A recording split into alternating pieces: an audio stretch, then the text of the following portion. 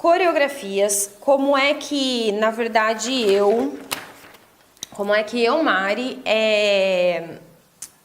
me organizo na hora de montar a coreografia e como é que eu consigo fazer com que o elenco se sinta satisfeito, o público se sinta satisfeito, o júri normalmente goste da coreografia, não lembro de nenhuma coreografia que o júri não tenha gostado, mas enfim, vamos lá então. Coreografias, e lembrando que isso aqui é realmente a minha experiência, tá? Que eu vou estar passando aqui para você, de peito aberto, sim, minha experiência, para realmente tentar te ajudar aí no que for possível sobre esse assunto.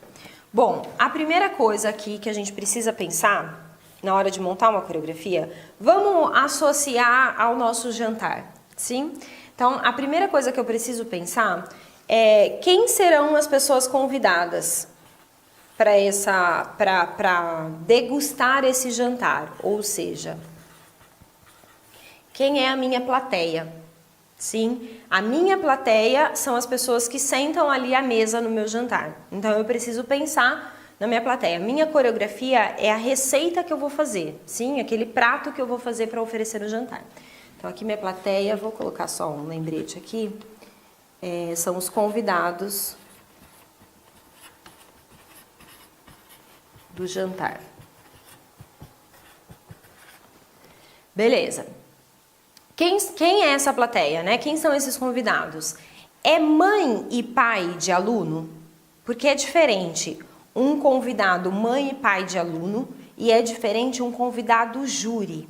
Sim, imagina lá no seu restaurante, você recebe seus amigos, seus pais, sim? Mãe e pai é nesse grau ali de convidados. Agora, imagina você receber uma pessoa lá que faz avaliação de comida, esqueci o nome da pessoa que faz avaliação de comida, tem um nome, não tem? Esqueceu também, tá tudo bem.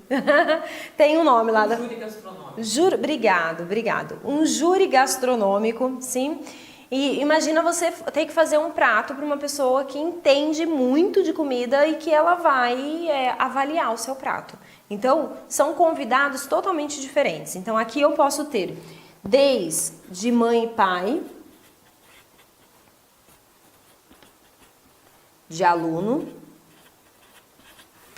posso ter uma plateia aqui, posso ter um júri, sim, normalmente em competição, como eu posso ter uma plateia que não entende patavinas de arte, vamos dizer assim.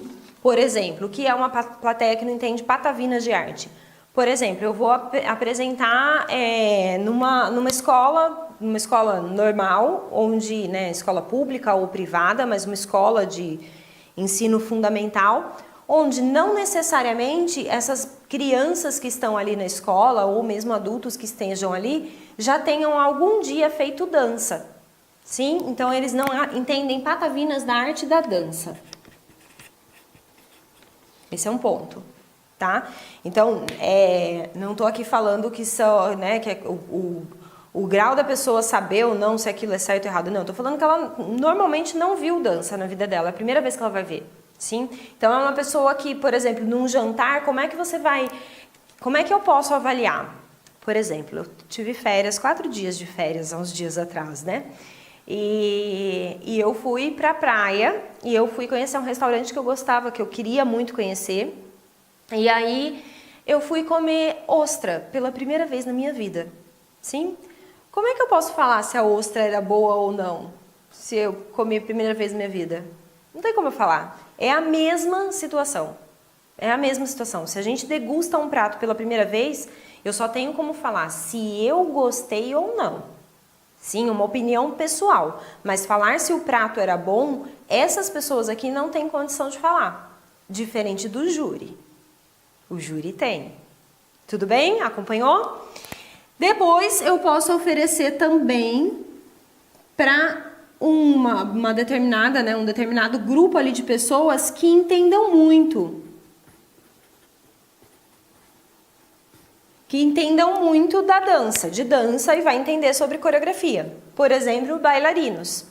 Não é um júri, porque eles não estão ali para avaliar o meu trabalho, mas eles entendem. Como eu posso apresentar isso? Por exemplo, numa competição mesmo, né? Joinville. Em Joinville, numa mostra em Joinville.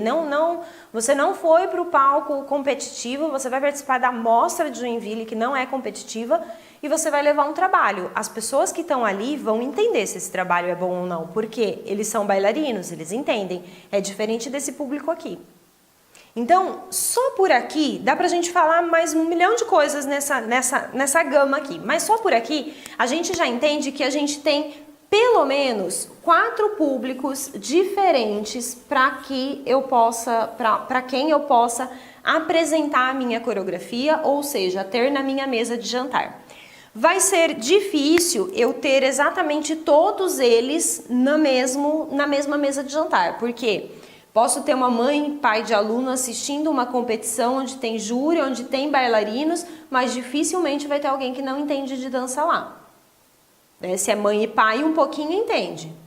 Sim, se é namorado da bailarina, um pouquinho entende. Ah, foi mais legal, foi menos legal. Tem um parâmetro para comparação, mas dificilmente vai ter isso. Então, enfim, o que você vai precisar fazer? Primeira coisa, a primeira pergunta: quem são os meus convidados para o meu jantar? Quem é a minha plateia? A partir do momento que eu entendo quem é a minha plateia, é um espetáculo de final de ano, sim? Então, esse daqui, por exemplo, pode ser um espetáculo de final de ano, ok? É um espetáculo de final de ano, ou seja, vai estar lá a mãe e pai dos meus alunos, não minha mãe e meu pai, né? Mãe e pai dos meus alunos, amigos dos meus alunos, filhos dos meus alunos, namorados dos meus alunos, enfim. São pessoas que gostam dos meus alunos e que têm uma tendência a sair falando bem da coreografia. Então, não é que eu não vou me preocupar com o meu trabalho coreográfico, porque eles vão sair falando bem de qualquer jeito. Não, muito pelo contrário, vou me preocupar sim. Só que, se eu tiver um errinho ou outro, eles não vão me condenar por isso. Sim? Então, só para a gente entender a complexidade. Então, eu não preciso necessariamente aqui, para esses tipos de convidados, escolher fazer um prato muito difícil, né? Por exemplo, sei lá, bobó de camarão. Existe esse prato? Não existe? Bobó de camarão, sei lá. Entende? Eu não preciso escolher um prato muito difícil. Se eu fizer para minha mãe e para o meu pai um arroz, feijão e bife, eles vão amar, e o que vai importar para a gente no jantar é a gente estar junto. E eu não vou conseguir, de repente, dedicar mais tempo para outras coisas no meu jantar, que vai agradar muito mais minha mãe e meu pai, né? Do que se eu fizesse um bobó de camarão e ficasse o dia inteiro cozinhando, por exemplo. Vamos supor que eu levasse o dia inteiro, pode ser que eu, Mari, levasse uns 3 dias, mas tudo bem. Agora, o mesmo raciocínio tem que ir para quando eu penso no pai e mãe de aluno. Então, para que eu vou montar uma coreografia que tem 8 trocas de desenho, um conjunto, pensa lá, um conjunto com 20 crianças, com 8 trocas de desenhos, sim? Tem uma diagonal, tem um círculo, tem um V, tem um triângulo, tem uma cruz, tem um... Para que eu vou montar uma coreografia nesse estilo que vai dar muito trabalho, muito desgaste para os alunos? Existe um grande risco de ter erro. Sim, porque não são ali, quando a gente pensa em espetáculo de final de ano, não necessariamente a gente está trabalhando só com os alunos mais experientes em coreografias. Muitas vezes são alunos que vêem uma coreografia, que trabalham em uma coreografia uma vez no ano, ou 2. Porque às vezes a mesma coreografia que dança no meio do ano é que dança no final. Sim? Então não é um bailarino que está acostumado a pegar a coreografia em 1 hora. Não, precisa de tempo ali. Então, eu preciso pensar muito bem nesse prato. Aqui, no caso, vale mais a pena, muitas vezes, a gente fazer um prato mais simples, com 2 trocas de desenho, 3 no máximo. Colocar momentos em que tenha solinhos, dus, trios, que os pais vão ficar muito felizes, as crianças também vão ter a experiência ali de compartilhar um momento de compartilhar um momento de trio, enfim. vai ter uma outra experiência. Então, vale muito mais a pena do que se eu partir para a ideia de que eu vou apresentar para um especialista no assunto de coreografia, um júri. Para esse júri, sim, se eu chegar lá para ele com um prato de arroz, feijão e ovo, esse arroz, feijão e ovo tem que estar virado no giraia, sabe assim, perfeito do perfeito do perfeito. Porque se for um arroz, feijão e ovo comum para um júri, ele vai falar, não entendi por que me deram isso. Sim, percebe? É um outro nível de conversa. Então, não estou dizendo que um é melhor que o outro, eu estou dizendo que são coisas diferentes, tá? E aí, o que a gente vai pensar? Para esse júri aqui, eu preciso fazer o bobó de camarão. Eu vou ter que me virar para aprender a fazer o bobó de camarão. Na primeira vez eu vou errar um pouco, depois eu vou melhorar, depois eu vou melhorando até eu chegar no bobó de camarão perfeito e conseguir apresentar para esse júri e conseguir ter resultado com isso.